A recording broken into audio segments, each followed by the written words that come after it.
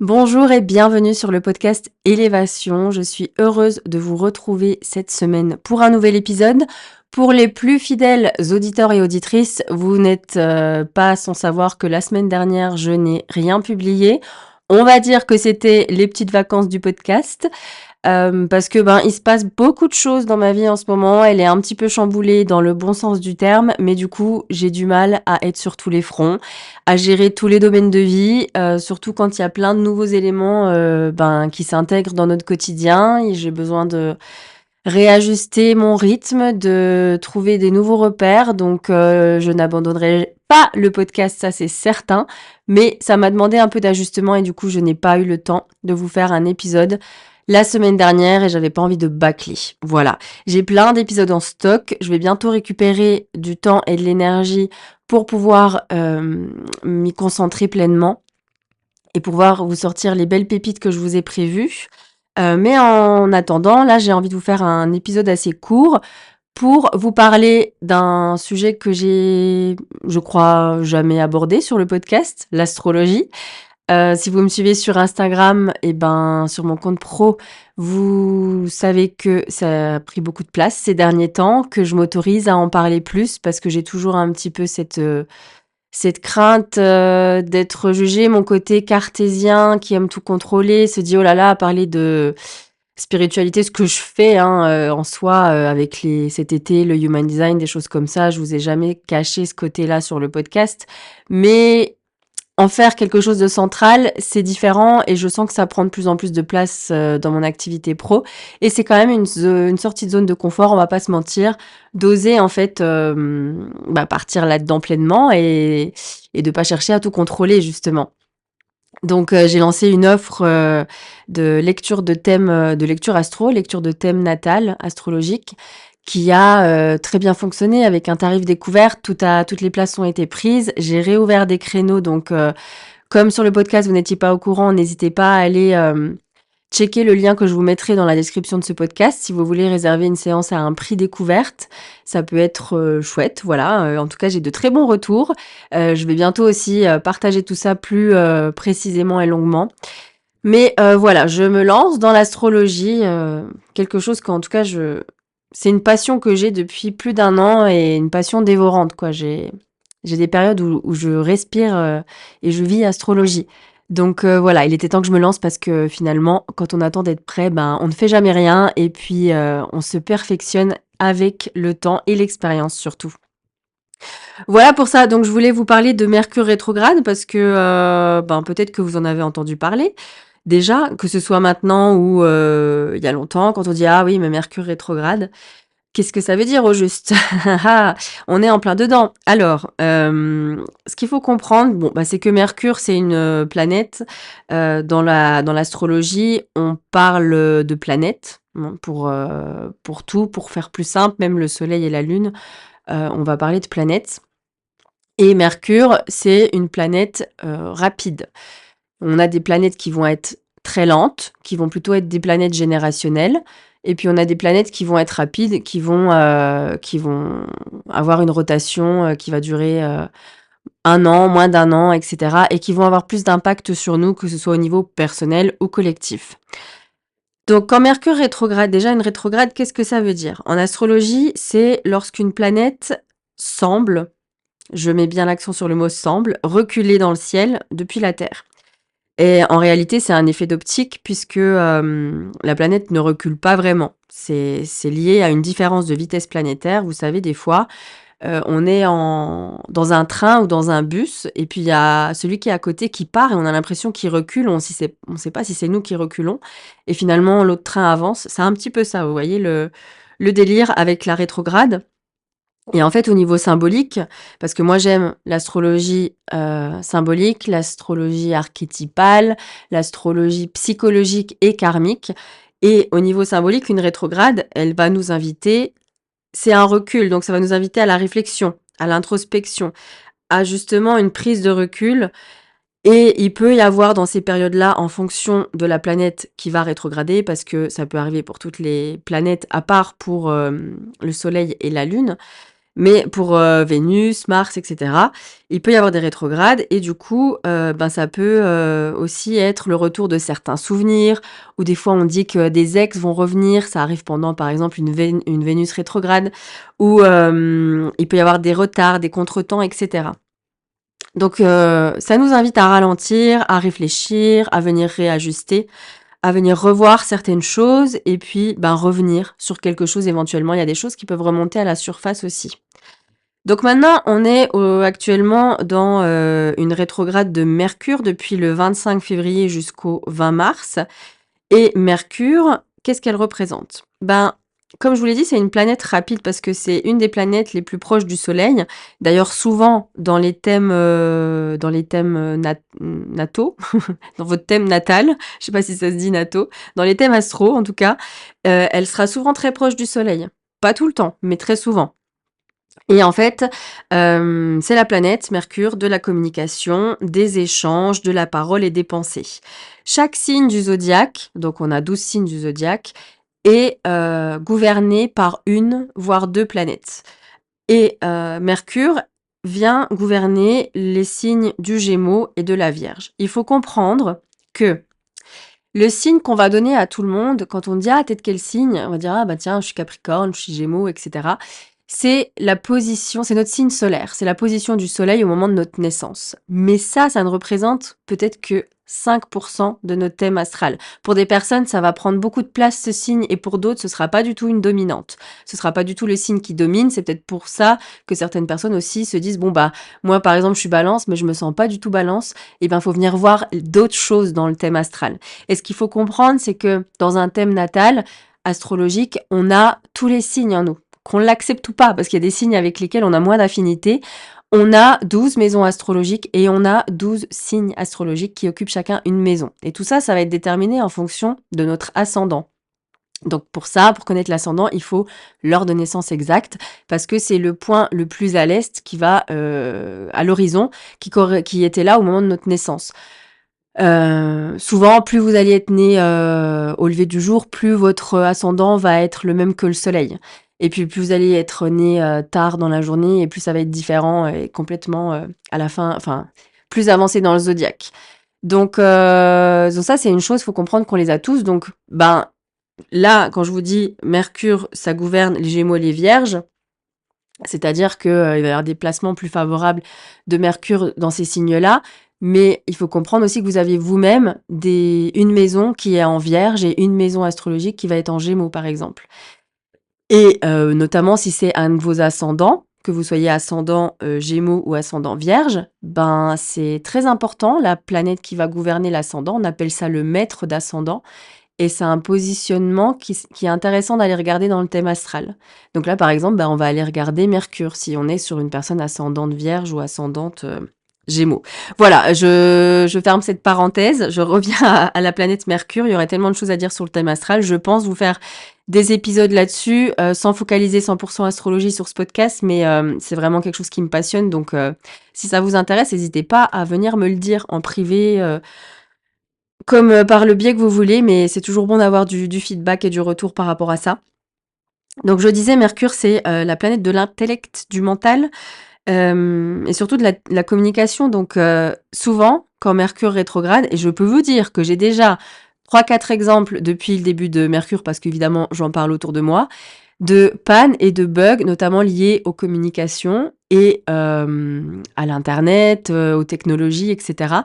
Et j'ai pas mal de monde qui m'a dit: «Ah bah nous on a eu un bug avec internet ou un bug avec la plateforme de paiement ou un bug avec, un circuit, électronique, je sais pas, pour entrer dans un bâtiment», enfin plein de petites choses comme ça. Donc c'est quand même intéressant à observer, surtout, à la fin de la période de Mercure rétrograde qui dure en général 3 semaines et de se dire: «OK, il s'est passé quoi à ce moment-là?» et de voir à quel point, bah, il faut relativiser en fait parce que, bah, voilà, c'est comme ça. L'énergie cosmique est plutôt, dans le recul. Alors, Mercure, en général, c'est une planète qui va rester entre 15 à 60 jours dans un signe astrologique, selon les rétrogrades, et elle va faire le tour du zodiaque en 1 an environ. Et donc, les rétrogrades, elles durent 3 semaines à peu près, et ça se reproduit 3 à 4 fois par an. Cette année, on va avoir 3 Mercure rétrogrades, et la particularité, c'est que ces 3 rétrogrades vont être dans les signes d'eau, Poisson, Cancer et Scorpion. Donc là, du 25 février au 20 mars, on est dans une Mercure rétrograde en Poisson. Du 29 juin au 23 juillet, on sera en Cancer et du 24 octobre au 13 novembre, ce sera en Scorpion.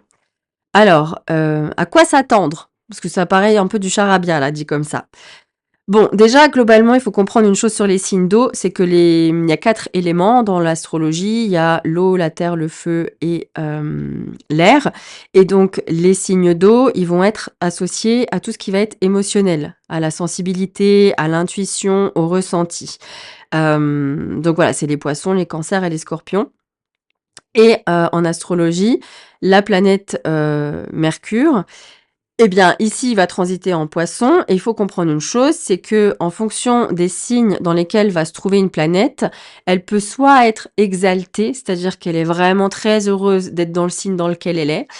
Elle peut être, en exil ou en chute, ça va dépendre de son positionnement. Et je vais pas rentrer dans les détails là-dessus, j'en reparlerai peut-être, mais en tout cas, il faut comprendre une chose, c'est que en ce moment, Mercure en Poisson, c'est pas son positionnement favori, c'est pas son meilleur placement. Elle est en chute et en exil. Ce que ça veut dire, c'est que l'expression, elle va être beaucoup moins fluide pendant ces 3 semaines-là. L'énergie va être beaucoup plus fragile et plus vulnérable au niveau de ce que représente cette planète dans les thématiques pardon, que je vous ai évoquées. Et là, il faut comprendre que c'est comme si Mercure, elle voyageait dans un pays dont elle connaît pas du tout la langue, dont elle connaît pas du tout les codes. Elle est vraiment pas en terre inconnue, elle est dans des sentiers, elle est hors des sentiers battus. Et du coup, elle maîtrise pas les codes et elle va pas se sentir à l'aise, notre petite Mercure. Donc, ça peut intensifier ce qu'elle peut provoquer justement pendant les rétrogrades en termes de communication notamment.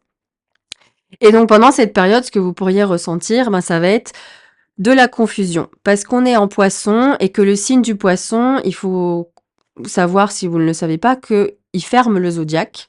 On commence pas le zodiaque avec le Capricorne, par exemple, qui est le premier signe en janvier. On commence le zodiaque avec le signe du Bélier au printemps.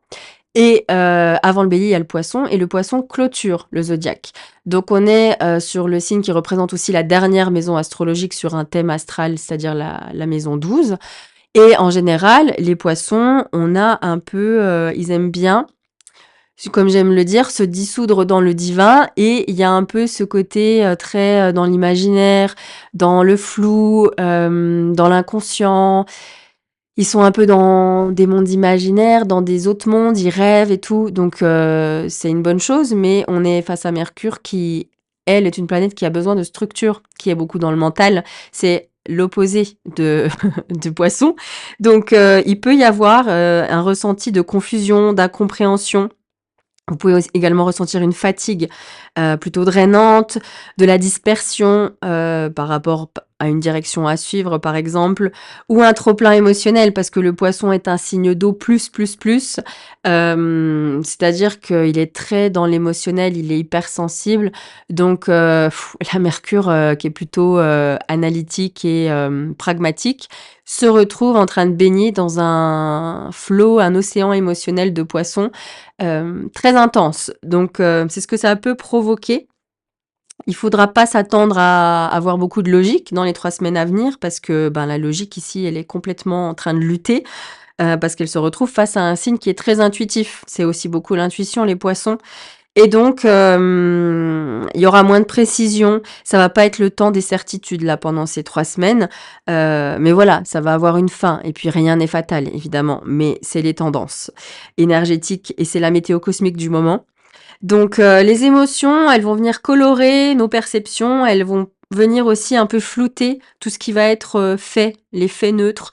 On va avoir tendance à être plus dans la réaction émotionnelle, être à fleur de peau éventuellement, à vouloir réagir par l'émotion, donc il va falloir être vigilant là-dessus, faire preuve de gestion émotionnelle, d'apaisement du système nerveux, tout ça, tout ça. Donc, les grandes thématiques de cette rétrograde en Poisson, comme je l'ai un peu dit, ça va être de la confusion mentale, de la fatigue émotionnelle. Vous pourriez avoir des rêves plus intenses. Moi, je travaille beaucoup avec mes rêves depuis plusieurs mois.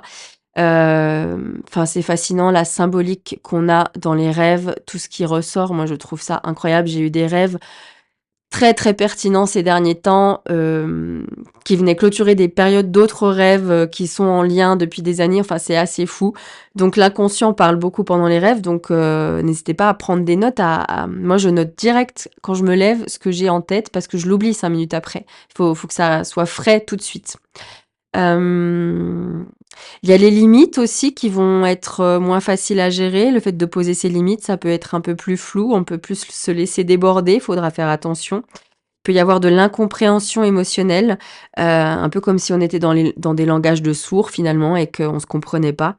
Une tendance aussi potentielle à vouloir fuir des responsabilités ou des discussions importantes et il y a l'imaginaire et le fait d'idéaliser qui peuvent, idéaliser une situation, une personne, qui peut venir se heurter à la réalité.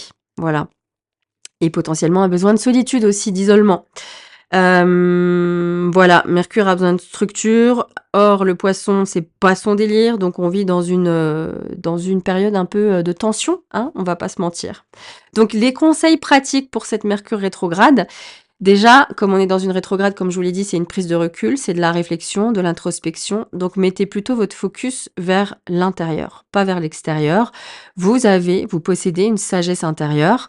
Les interventions extérieures pendant cette période pourraient être plus déstabilisantes et difficiles à gérer. Donc, évitez de demander l'avis de tout le monde. Faites-vous confiance, connectez-vous à vous-même, ayez des petites périodes de silence, de reconnexion à vos ressentis pour pouvoir écouter votre voix à vous et votre énergie. Baignez dans votre énergie.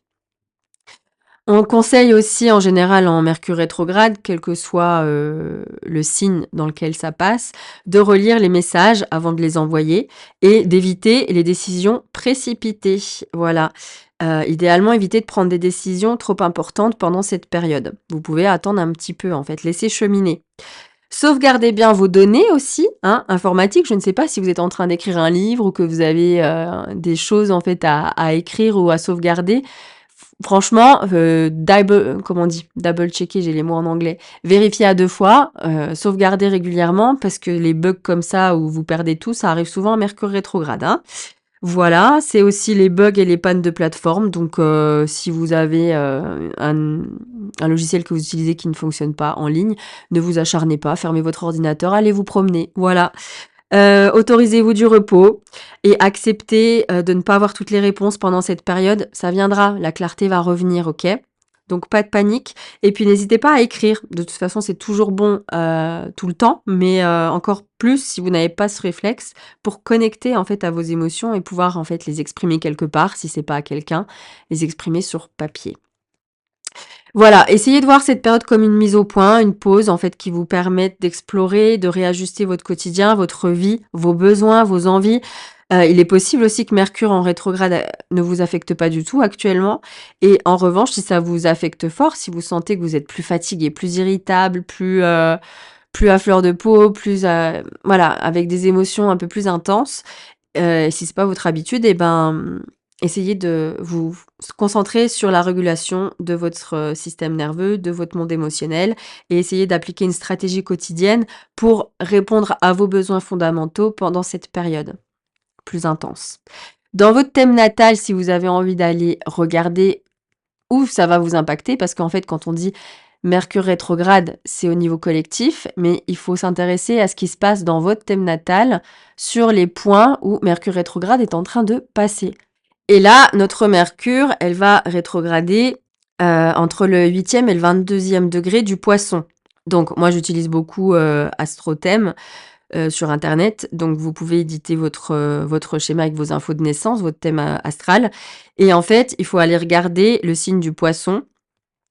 Donc déjà, pour le trouver facilement, sachez qu'il est en bleu parce qu'il représente un signe d'eau. Et vous pouvez aller regarder sur Google symbole astrologique du Poisson et vous verrez le petit symbole si vous connaissez pas du tout. Et donc du coup, vous pouvez quasiment regarder sur tout le signe du Poisson. En fait, je vous parle d'Astrothème, sur d'autres sites aussi, mais vous avez des degrés. Il y en a 30, ça représente les décans, premier, deuxième, troisième décan. Et en fait, là, on est du 8e au 22e, on est vers la fin du premier décan et un peu après le troisième décan. Donc, Si vraiment vous connaissez pas, vous pouvez regarder tout ce que vous avez sous les poissons. Il y a peut-être des planètes qui sont dans le signe du poisson chez vous. Regardez où ils se situent. Sur AstroThem, ce qui est cool, c'est que ça vous affiche les degrés. Donc, vous allez vite savoir si vous êtes dans les degrés où est en train de passer Mercure. Et du coup, la maison surtout, la maison dans laquelle ça se situe, il y a 12 maisons astrologiques. Moi, par exemple, là, la Mercure rétrograde actuelle, elle se situe dans ma maison 9. Et dans ma maison 9, il se passe des choses. C'est la maison originelle du Sagittaire. Bon, bah, moi, elle est en Poisson. Et parce que chaque maison a son signe de base. Comme je vous l'ai dit, on commence, le zodiaque avec le Bélier. Ben, le Bélier représente la maison 1, mais on n'a pas tous, un ascendant Bélier. Donc voilà, mais originellement, c'est, la maison qui va appartenir à ce signe-là. Je vais éviter de vous embrouiller avec trop d'infos, pardon. Et donc du coup, n'hésitez pas à regarder parce que chaque maison a une thématique. Là, je vais vous dire brièvement les thématiques des maisons et c'est potentiellement là où ça va frapper au niveau de la rétrograde de Mercure, là où vous pouvez potentiellement réfléchir, avoir des pistes de réflexion, d'introspection sur ces sujets-là ou être vigilant par rapport à ces thématiques-là. Donc la maison 1, bah, ça c'est surtout si vous êtes ascendant Poisson. Ça va concerner tout ce qui est l'identité, le moi, l'image, la vitalité, le corps, les débuts de quelque chose, voilà, tout ce qui va être représentatif du 1 finalement. Le 2, la maison 2, on va être sur la sécurité, sur les possessions, sur les ressources, sur les valeurs et les valeurs, c'est aussi la valeur que je me porte à moi-même, comment est-ce que je me valorise. La maison 3, on va être sur, les pensées, les échanges, la fratrie. Maison 4, les racines, le foyer, l'intimité. Maison 5, on va être sur la création, l'expression, les plaisirs, les enfants, les jeux, la joie. Maison 6, on va être sur le travail quotidien, l'hygiène de vie, la routine, la santé, le service. Maison 7, la relation à l'autre, le couple, les partenariats, les contrats. Maison 8, les crises, la mort, l'héritage, les ressources partagées, le transgénérationnel. Maison 9, on va être sur les voyages, la spiritualité, la quête de sens, les idéaux, les croyances, la philosophie, les rêves, etc. Maison 10, c'est la carrière, c'est la vocation, c'est l'autorité, le statut. La maison 10, pour tout le monde, ça s'appelle le milieu de ciel, voilà pour la culture astrologique. Maison 11, on va être sur le collectif, les projets, les amitiés, les causes qui nous tiennent à cœur, les espoirs. Et maison 12, on va être sur de la solitude, du sabotage, des épreuves, de l'inconscient, tout ce qui va être caché, secret, etc. Donc, si vous avez un doute, n'hésitez pas à venir me voir en message, notamment sur Instagram où je réponds beaucoup plus rapidement ou par email. Donnez-moi, vos infos de naissance et je peux regarder où est-ce que ça se joue pour vous. Voilà. Je vais m'arrêter là pour Mercure rétrograde. Ce n'est pas une fatalité, Mercure rétrograde, c'est juste une invitation à ralentir, à pas forcément initier trop de choses et à prendre le temps à la réflexion. Voilà, l'univers sait très bien ce qu'il fait. La vie, a une intelligence cosmique qui nous dépasse, comme je le dis souvent. Donc voilà pour ce que je souhaitais vous partager. J'ai, une offre actuelle, comme je vous l'ai dit, sur les lectures astro avec, un tarif découvert très avantageux. Donc je vais vous le mettre en, lien en description de ce podcast. N'hésitez pas à réserver si vous ne trouvez pas de créneau et que vous êtes intéressé. On peut en trouver un autre ensemble, OK? Donc n'hésitez pas à revenir vers moi. Pour l'instant, on va être plutôt sur des créneaux qui vont être fin mars, début avril parce que, mon agenda est complet pour l'instant, mais je rouvre des créneaux, dès que je peux. Voilà. Je vous souhaite une très belle semaine et je vous dis à très bientôt pour un nouvel épisode.